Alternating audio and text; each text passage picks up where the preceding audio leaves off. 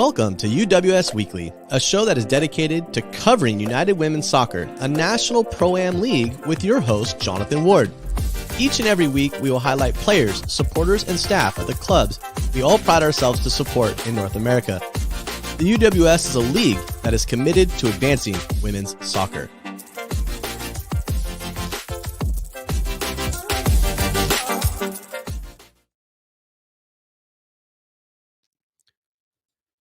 What's going on, soccer fans? Good evening and welcome to UWS Weekly, a show that's dedicated to covering all things UWS and UWS2. This evening, we have a jam-packed show as we bring you up to speed on the latest league-wide news, some awesome information about things people in our community are doing away from the pitch, and an interview with our guests from Midwest United FC.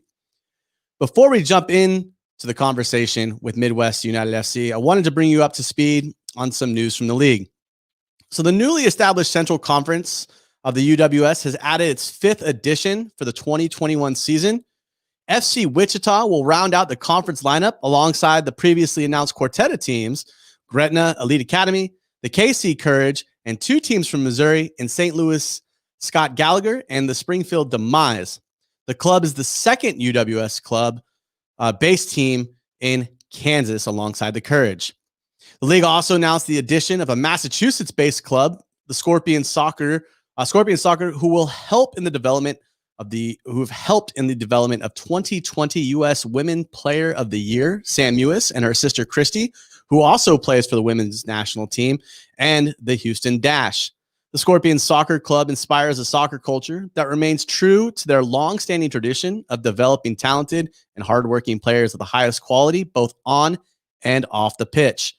The club aims to raise the level of each member and team by embracing a supportive yet competitive culture that will push the boundaries of each Scorpion's potential. Scorpion Soccer staff and players will continue to provide the utmost pride and honor every time they step onto the pitch. League Two is also seeing tremendous growth this past week as 3 new teams in 3 separate conferences have been added to the second division of competition of the National Pro-Am League. In the New England Conference of League Two, the New England Football Club will join our 4 previous teams that we announced this past December, the reserve teams for the Connecticut Fusion, the New England Mutiny, and Worcester Smiles, as well as North Shore-based Upper 90 Soccer Academy. On the pitch for the 2021 season, New England Football Club is based out of Medon, Massachusetts, and various sites across the Bay State, and will compete out of the New England FC Park in Mendon. They have over 1,500 female players playing for their club with 10 national championships in the club history. In the newly formed Northeast Conference, Steel United is the 3rd team to claim their stake in the conference, along the UWS reserve teams of New Jersey Copa FC and Teamsters Football Club, also based out of New Jersey. Steel United is the nation's fastest growing club with programs currently in 8 states. They're committed to maximizing each player's potential, and the Steel Sports coaching system produces highly skilled players that are dynamic and competent both physically and potentially. A new team is joining the Great Lakes Conference of UWS2. FC Midland is based in Midland, Michigan, and serves the Great Lakes Bay Area region. They are the 9th team to join the conference after the Grand Haven Admirals and Detroit City Football Club. The club will be hosting tryouts in February and March and will play their home games out of Northwood University. In league alumni-related news, 2019 UWS MVP Katarina Macario earned her first cap with the U.S. women's national team this past Monday in their 4-0 victory over Colombia. Awesome. Congratulations, Katarina. Congratulations also goes out to Diane Castellanos, the 2017 UWS Player of the Year from Santa Clarita's Blue Heat, which helped her team, the Atleti Femenino, win the Supercopa in Spain this past weekend. And also congratulations to Eva Papadanova for winning the Bulgarian Woman Footballer of the Year for the 5th time. The Florida Gulf Coast alum played in the UWS from 2018 to 2019 with the Santa Clarita Blue Heat and currently plays for Napoli's women's side in Italy Serie A. Tonight, I'm privileged to be joined by Lewis Robinson and Paige Eli of Midwest United. First off, Midwest United was established in 2015, though the club has a long tradition of excellence. The club itself began in 1990 under the moniker of the Grand Rapids Area Soccer Association. It was the first youth soccer club, a select soccer club in the Grand Rapids area. Lewis serves as the director of coaching for Midwest FC and has been a member of the staff since 2019. Has a couple of licenses under his name as well. He's also the head coach at Aquinas College and has also been the head coach with Grand Rapids FC in both the men's and women's programs. His former teams also won the 2017 UWS National Championship with players like Bethany Balser, who are currently playing in the NWSL. We also are joined by Paige Eli, who's a member of Midwest United, as well as the head coach of Davenport University, where she took over in 2019, where she was the assistant prior to that move. Paige also has previously played for Doncaster Rovers and also represented England at the U15, U17, and U19 levels, playing in the Women's World Cup for the U17 team in New Zealand back in 2008. So, Paige, Lewis, thank you so much for taking the time to join us this evening. How are things going, and what did I miss? Yeah, that's a lot, isn't it? That seems like way too many jobs between two people, doesn't it? Number one. Yeah, I appreciate it, and thanks for having us. And we're happy to chat tonight. So, Paige, before we get started, just kind of questions to getting to know you. How are you able to juggle managing a university team and still playing at a high level? You know what? I'm super thankful that I'm able to play still. Luckily, it falls in the summertime, so we're done with college season. It's kind of a breather for me, still recruiting, but not doing active recruiting in person. So super manageable. And then it actually finishes before we go back for preseason. So I'm super thankful that I'm able to continue to play and keep my legs running as long as I can. Regarding that kind of idea of still playing and recruiting, how does being an active player help you in the recruiting process? It just gives me a real good eye for talent still, and it's nice to get to go across the country, across the state, and really see what's out there in terms of the level of college players that we're playing against. And even knowing that there's some high school players also playing in the league also gives us a real good eye of where we need to be looking at in terms of the recruiting market. So, Lewis, you have a couple of big name licenses with the FA and with UEFA. What draws you to coach at Midwest United as well as Aquinas? Yeah, well, I actually came over and actually played at the same college that Paige is coaching at now, so Davenport University down the road. So I got playing and then just kind of got into coaching, just fell into it as a hobby, and then kind of stuck to it and spent more and more hours every day learning it and improving and trying to make it more of a full-time career for us, which I think I've been really lucky to be able to do that.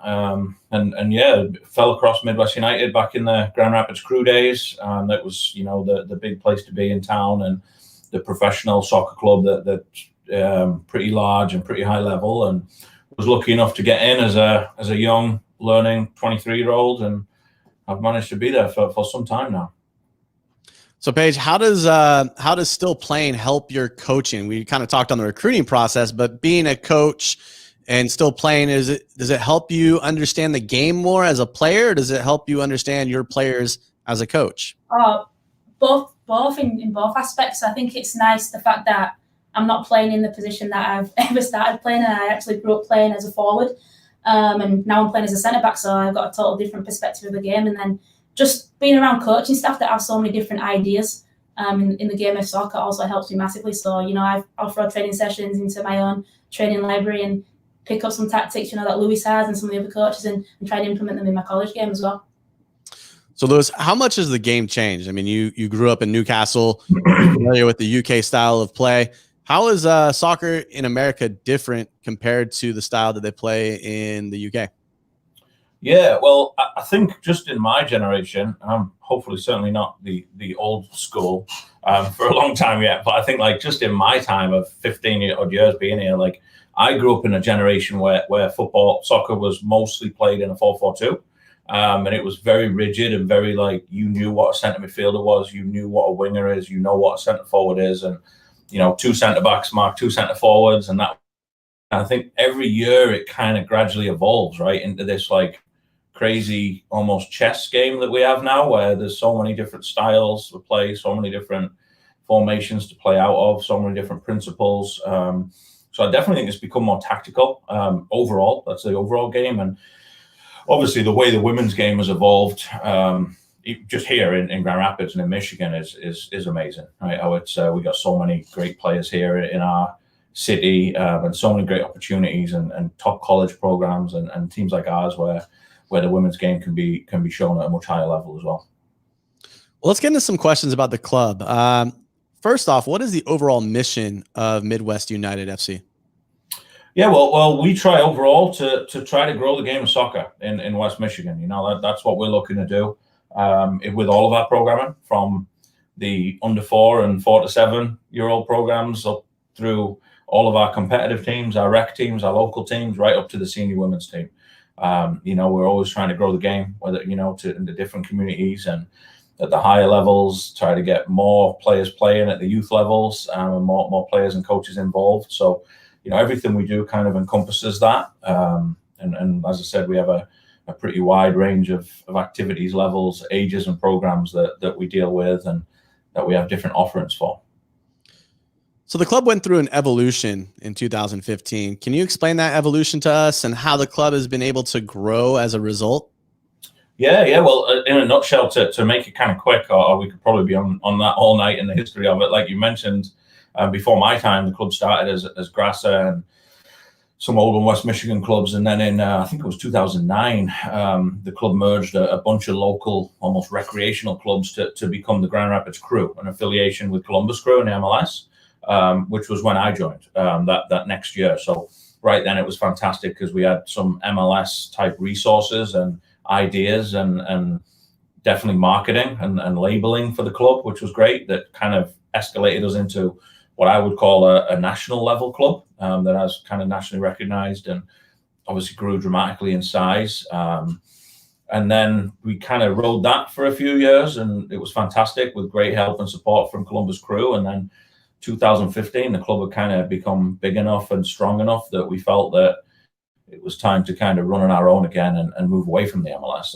and do our own thing here in Grand Rapids, which is where Midwest United came from. A few different minds that kind of sat together and had a goal and some thoughts. And I think the great thing is it's evolved from that too. It started as that, and every year it seems to be growing and changing slightly into something a little bit different. And I think that's really positive and what has kind of got us to where we are today. And I'm sure will take us where we're going to be in a year or 5 years' time as well.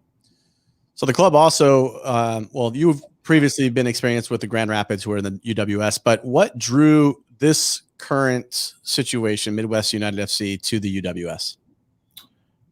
Yeah, I can kind of talk on that, and obviously Paige has been a player through all of that, so it's kind of interesting to get her playing perspective. But really, when we were with Grand Rapids FC, we wanted to offer. We knew we had such a fantastic talent pool here in Grand Rapids that we could look within a 10-mile radius, and we had experienced college players, ex-college players, and youth players that we knew we could build a nationally competitive team and offer something to the West Michigan community that wasn't out there. And we did that with great success. I think Grand Rapids FC I think we struggled to sustain it and make it improve every year, which was when Midwest United stepped in, probably a year or two ago now. And, we see it as a way to now take it over and share some of our resources, such as facilities, staffing, some other things that maybe a standalone senior club doesn't have, and provide the club for the local players, but also for the kids and the families to hopefully be able to come and support and watch. Obviously it didn't work out in 2020 exactly like we'd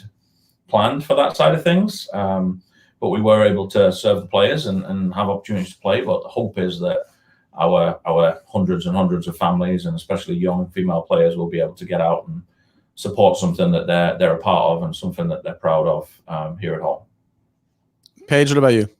Yeah, I think it's from the GRFC to the Midwest United switch. It's been really unique and really cool for me to see how some of the Midwest United alumni are able to go and play back for the club team. And I think it's going to be something that's really going to thrive with this club. There's so much talent and potential with the youth on the women's side in this club that it's going to grow into the women's game. And I can see, the West Michigan side of soccer, especially in the senior level, as you call it, or the women's level, really thriving. So it's really fun in that aspect to see how that grows into playing on the women's team. So Paige, just kind of be more towards you, but Michigan has become a hotbed for soccer in recent years. If you think about it, the UWS and UWS2, we announced another team today. We have 14 teams in Michigan alone. What can you attribute to that? I think it's just fantastic. I think it's, props to any coach that's trying to get the young women into the game, because it's definitely continuously growing. And I think the more teams we have, the more opportunity it has for young girls and women in college, or women that even have finished college want to come back and play. It just gives everybody an opportunity to stay engaged in the game, which is, it's important. Sports is a huge part of people's lives. It helps people keep their mentality straight, something for people to do. So it's fantastic to see it continuously grow in Michigan, and it's such a strong state. I definitely say the games that I've played in, there's never been an easy game, which is always a great thing to be a part of. So it's really, really, really interesting. Lewis, what about you? What do you think is you can attribute it to? Yeah, I think as Paige says, I think there's just a lot of great athletes, right? I mean, especially where we are on the west side of the state, the Detroit marketplace and area is just big. A lot of good soccer players there. And where we are, we have so many athletes in this market. And I think we've had a thriving girls academy program for the last few years, and a pipeline of top level players who are going into college or are currently in college, or as Paige said, there's a couple who've finished college who want to be here because it's a great place to be, I think, and it's a great place to live. So, I think that the coaches and the different clubs and the owners and the organizations that support it and allow it to happen, the players are just there, and they have the right mentors and the right programs to be in. It makes some very good results, and it obviously helps having a good regional league. That's why I think the last few years you'll always see our regional teams here competing at the national level, just because, as Paige says, there's no easy games in our league, which is great. It's what you want in the summer. You don't want games that you're going to win 5-0. I mean, every game is competitive and is well run, and that's what makes the players better, right? Definitely. What type of players make up the women's team? There's so many. College players, current college players, players that are in the last year of the academy here at Midwest. You've got players that have graduated college. There's such an array, and it's so nice to see the variety. The levels, for me as an older player, it actually pushes me to want to be more in shape and make sure I can hang with the younger players. And I'm sure with it for the younger players, when they see an older player like me, it makes them want to work harder and outbeat me as well. So it's a nice mix of talent, and it really meshes very, very well together. So Lewis, as the head coach, what are some of the traits that you're looking for in players? I mean, we always talk about you can't teach, heart and effort, but you can teach speed and physicality. What are you looking for in your athletes on the pitch? Yeah, I think one of the first things that we look for, and I think which I would attribute the success we've had in the last few years, it is commitment and how the players' attitudes are towards the game, right? I think that's what's differentiated us from some other teams. Like, we don't just want players who are there to drop into a training session once or twice a week to stay active for the summer, right? We want players who, they may have goals to get back to their college team in the fall and be great, but their goal for the summer has to be to be their very best and improve and be on the grind every day and commit to it and commit to our team and program. And I think from there you get such a wide array of players, as Paige says.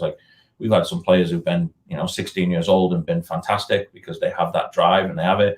We've had some older senior players who've been out of college for 5 years who've driven us, and then everything in between. We've had a lot of success with probably players that you would say don't come from the Power 5 type programs like some teams have. We have a lot of D2, of NAIA players. Obviously, the story of Bethany Balser coming from nowhere and entering our team as a training player. You might laugh at that and say the coach is an idiot for sure.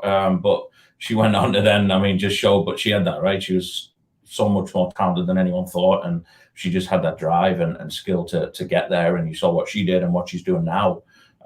Is that. So that's kind of the mold of player that you're always looking for. And I think definitely we take away that prestige of maybe what you'd call the superstar players and look more for people that want to be a part of a team environment and really be successful for the summer. What impact has the team had on the success or the development of the youth programs?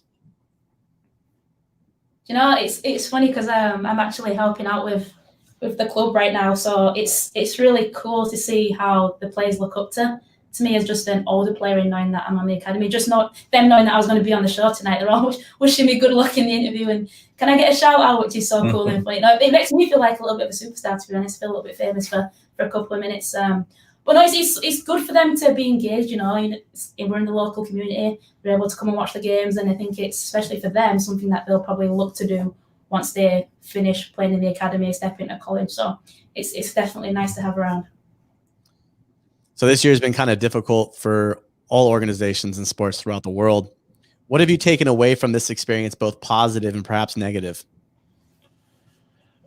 Yeah, I mean, I think the first thing we've taken away, and I could probably speak from everyone, you and us and everyone else watching or a part of anything, is your appreciation for the game of soccer, right? I think we all probably knew, especially the soccer junkies like us, that we love it, and it's that. But I don't think you realize like how big it is and how important it is in many people's lives until it was like taken away for whatever that was, right? For us in Michigan, it was taken away from March through June, basically, which was really hard, you know. So I think that was one. I think the other thing I've appreciated is as a coach looking at players is the players' responsibility to improve and develop on their own as well, which has been, you know, it's been a byproduct of a very difficult time. But I think the driven players have been forced to work with programs like Techni that you'll speak about, we use in our club, and find other ways to train on their own, find other ways to keep in shape, to keep improving. And I think that's a cool thing, because I think that was something that not enough players were taking responsibility for. And I think maybe it's enlightened and shown players what they can do with their spare time too. I think it definitely helps, you know, when you can grab a soccer ball and go play against the wall, and, you know, still keep the game alive as much as you can. You know, some people totally have had things taken away from them during the tough time in 2020. So I think as any athlete, soccer player, whatever sport it is, I think we're very fortunate to still be able to pick up our equipment and get outside and do what we need to do on our own. I think we answered the question earlier. What are some of the challenges you as a club face? And that's the fact that there's 14 teams within a short distance of you guys. But what makes soccer at Midwest United different?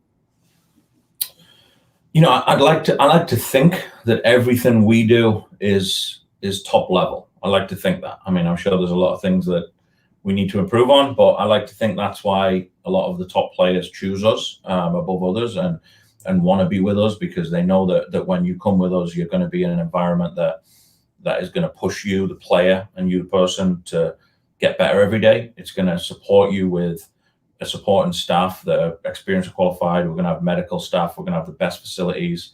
We're going to have a great fan base and organizational structure as well.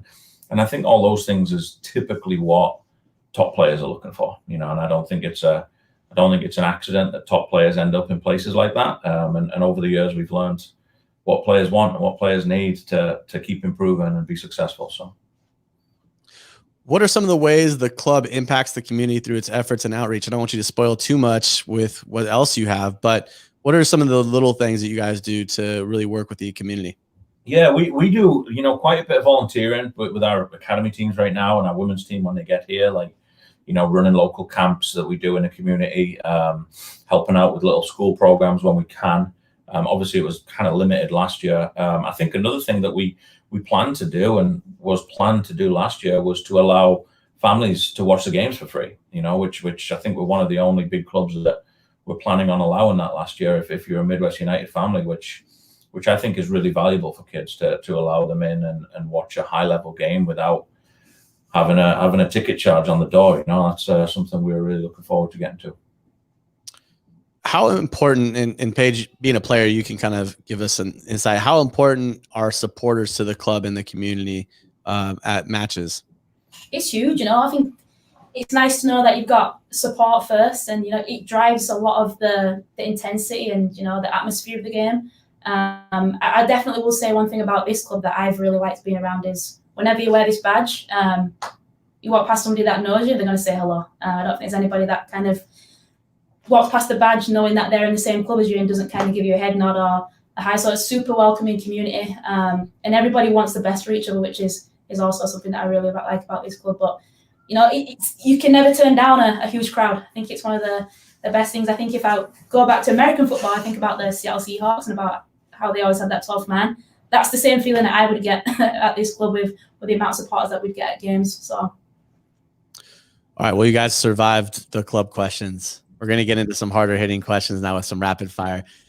So I'm going to ask both of you questions. You're going to answer the same question. You can't skip, and if you do, you can skip one, but you can't know the next question until I ask it. So even if you skip, you won't know because you guys did not get these questions. But my first question for both of you is favorite inspirational quote.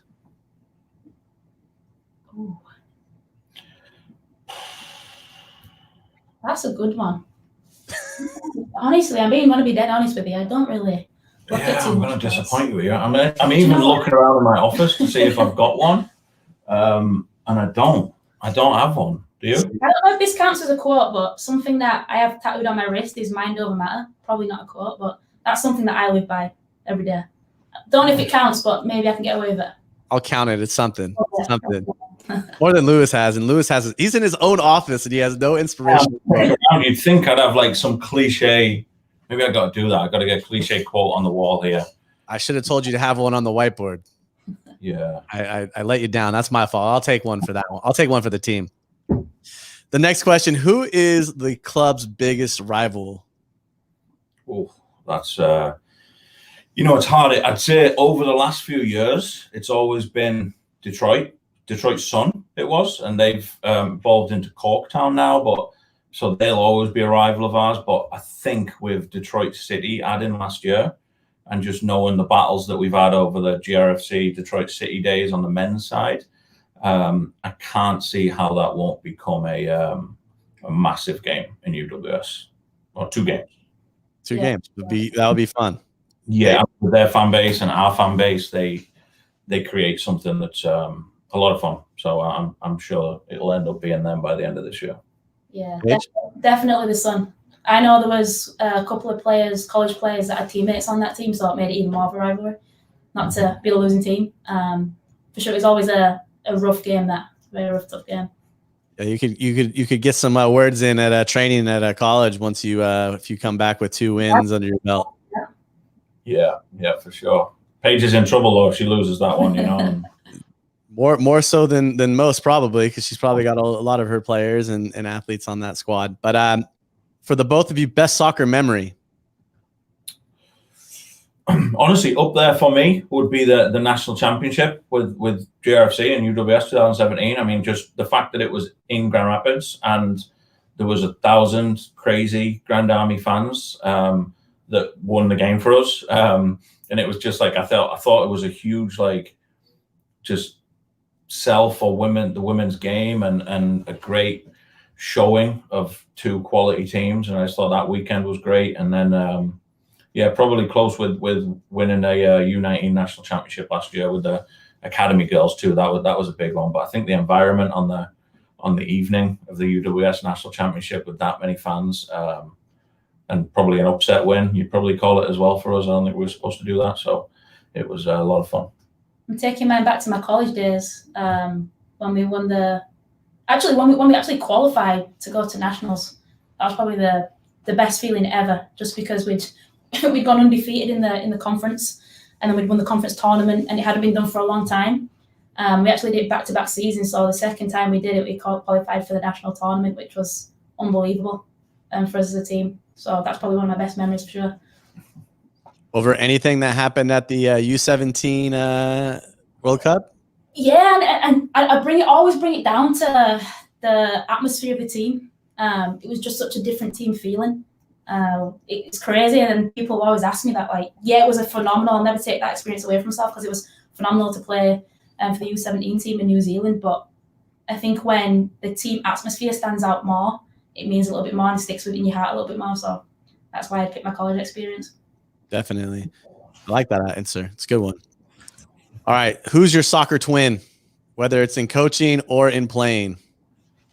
I haven't played in a while. I'd like to think when I was a player, I used to always model myself on Michael Carrick, which you'll know as a United fan. Not that I could ever do anything he could do, but he was always my favourite, which is weird because he's not many people's favourite player. But I just used to love watching him and how he dictated the game for a midfield. And I thought he was our unsung hero for lots of years as a Man United fan. I'm going back to one of my favourite women's soccer players way back in the day, Rachel Yankee. Yeah, especially when I played as a winger anyway. I don't know now as centre-back, but... Harry Maguire now. No. I can hit the ball a little bit better than him. Blockhead, yeah. That's all big blockhead. Yeah. Last question for rapid fire. Favorite pair of boots of all time? Oh, this one's easy for me. Easy for me as well. Easily the Adidas Predator. Mania, the one with the white bottoms. There's Zidane. If you Google a picture of Zidane, he's always wearing them. Those ones. With the black little checkers on them. Yeah. Always a regret that couldn't go back and order 20 pairs of them when they still made them and selling for thousands now. What's you? Oh, mine are Mercurials. I knew yours would be some silver and flashy. I think they just brought out some similar ones. They're like black and white, kind of like leopard print. I think it might be zebra, but I had a pair of those and I was devastated. Actually, one of my friends that plays for the England national team, Alex Greenwood, split them in training. I was devastated. I'd still have them if I could have taped them back and they'd have been well. I still wear them, but there was no chance of surviving. So. Oh, see, I have to go with the Adidas Predators, the white ones here that David Beckham had for the Champions League, or the you have to go with the original Ronaldo, the real Ronaldo's blue and silver Mercurials. Those are fancy. All right, last question for both of you before I let you sit out for a second, and I'll bring you back for Beyond the Pitch. But what does community mean to you? When I think of community, for me, it's sharing experiences to make other people's experiences better. That's how I can put it in a nutshell. That's your quote. That's a quote. Favorite quote. That's my favorite quote. Sharing experience. Yeah, that's my new favorite quote. So I'll put it on the wall. Awesome. We'll put it on the whiteboard and take a picture of it. Say John made me write this up there, so that's good. But Lewis, what does community mean to you? Yeah, I mean, I think in a nutshell, it's everything, right? It's our family, it's our team, it's our workplace, it's our city, it's our country. It's everything that we do and ultimately probably the purpose we're all here is to improve our communities, right? And I think in a perfect world, that's why we get out of bed every day, all of those different communities, starting with family and friends and getting as big as the world we live in. I think that's what we do. And I think as it relates to soccer, that's kind of the avenue that we're given to be able to impact those communities, right? It's a way that we're able to support, improve, and help thousands of people through a game and share those experiences of hopefully celebrating with people like yourself at Man United wins and going through the last 10 years of heartbreak that we have and sharing all those experiences. I think that's what it's all about. Well, it'll be good. We're halfway there. Well, you two, I'm going to allow you guys to get a hydration break real quick. I'll have you guys back on in shortly, but we're going to talk about some technique, and then we're going to bring you guys back on to talk about Beyond the Pitch. So we'll see you guys shortly. Thank you to our partner, Techni Football. Techni is an app to help players develop strong training habits on their own time through repetition, tracking, and competition.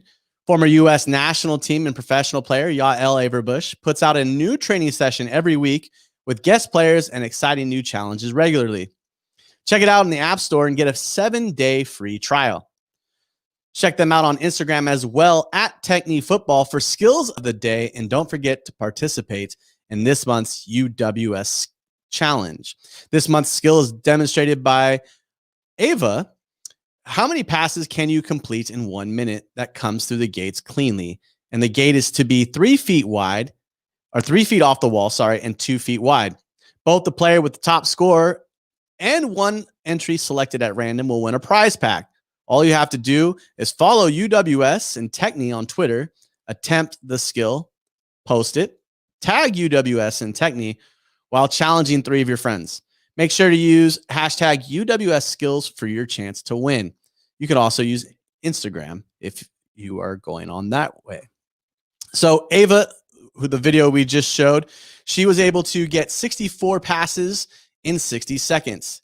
Ava, who plies her trade with the Michigan Fire Juniors, is the current leader. And again, 64 clean passes in 60 seconds of work for this month's UWS and Techni Challenge. Ava had this to say: I love spending time technically training because it is fun. And when I practice and give my best, I'll become the best player I can be. That's something I love. Every second I am on the ball, it makes me a better player. I love technique football training because they have fun challenges that I can do anywhere at any time. Well, that brings us back to Midwest United. And this segment is dedicated. This is Beyond the Pitch. And in this segment, we dedicate to highlighting individuals or clubs in our UWS community doing awesome things away from the pitch. It could be a supporter, club staff, player, or club who's doing awesome things to support their community. Tonight, we want to bring attention to Midwest United's own cause and community effort, known as United Beyond the Game. Obviously, this year has been paused for a while, but the foundation serves to bring accessible soccer to communities that need it through donations, mentorship programs, and more. Lewis and Paige, can you provide us some insight and help our UWS community know what's going on and how they can help support United Beyond the Game? Yeah, for sure. And, we appreciate the opportunity to discuss a little bit.